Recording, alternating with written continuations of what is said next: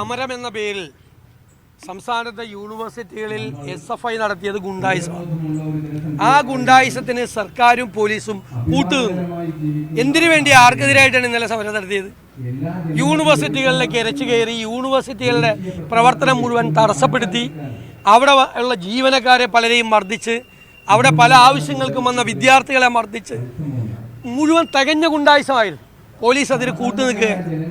ആരോഗ്യവകുപ്പ് മന്ത്രി രാജിവെക്കണമെന്ന് ആവശ്യപ്പെട്ടുകൊണ്ട് സമരം നടത്തുന്ന UDF പ്രവർത്തകരെ തെരഞ്ഞുപിടിച്ച് തലക്കടിക്കുന്ന പോലീസും SFI പ്രവർത്തകർക്ക് ഗുണ്ടായിസം കാണിക്കാൻ കുടപിടിക്കുന്ന പോലീസും, ഈ രണ്ട് പോലീസിനെയാണ് കഴിഞ്ഞ ദിവസങ്ങളായി കേരളം കാണുന്നത്. CPM നേതാക്കന്മാർ SFIയെ നിയന്ത്രിക്കണം. കാരണം ആർക്കെതിരായിട്ടാണ് അവർ സമരം നടത്തിയത്? എന്താണ് ഈ സമരാഭാസം? എന്തിൻ്റെ പേരിലാണ് ഇത് നടത്തിയത്?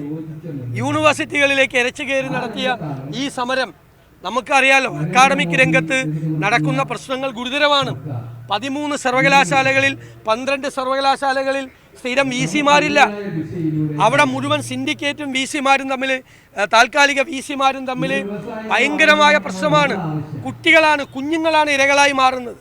വിദ്യാഭ്യാസം തന്നെ തകരുകയാണ്. ഉന്നത വിദ്യാഭ്യാസ രംഗത്തെ അക്കാഡമിക് മൂല്യങ്ങൾ മുഴുവൻ നഷ്ടപ്പെടുകയാണ്. നിസാര കാര്യത്തിന് വേണ്ടി ഗവർണറും ഗവൺമെൻറ്റും തമ്മിൽ ഏറ്റുമുട്ടുന്നതിൻ്റെ പേരിൽ ബലിയാടാകുന്നത് ഈ കേരളത്തിലെ കുഞ്ഞുങ്ങളാണ്. അത് അവസാനിപ്പിക്കാനുള്ള ഒരു നടപടി സ്വീകരിക്കാതെ പാർട്ടി സെക്രട്ടറി തന്നെ പോയി യൂണിവേഴ്സിറ്റിയിൽ പോയി ഈ സമരാഭാസത്തിന് പിന്തുണ കൊടുക്കുകയാണ്. എന്തിനാണ് കേരളത്തിലെ പോലീസ് ഈ തൊപ്പിയും വെച്ച് നടക്കുന്നത്? ഇത്രയും വലിയ വൃത്തികേട് ഇവർ കാണിച്ചിട്ട് വടി വാങ്ങിച്ച്, പോലീസിന്റെ വടി വാങ്ങിച്ച് പോലീസിനെ തല്ലുകയാണ്. എന്നിട്ട് നോക്കി നിൽക്കുകയാണ് 100 പോലീസ്. നാണക്കേടാണ്. കേരളത്തിലെ അഭിമാനമായിരുന്നു കേരളത്തിലെ പോലീസ്. നാണക്കേടായി കേരളത്തിലെ പോലീസ് മാറിയിരിക്കുകയാണ് ഈ ഗുണ്ടകളെ നിയന്ത്രിക്കാൻ പറ്റാതെ. ഇത് അവസാനിപ്പിച്ചേ മതിയാവും.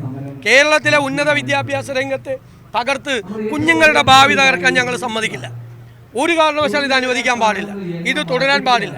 ഇത് അവസാനിപ്പിക്കണമെന്ന് ആവശ്യപ്പെടുകയാണ്.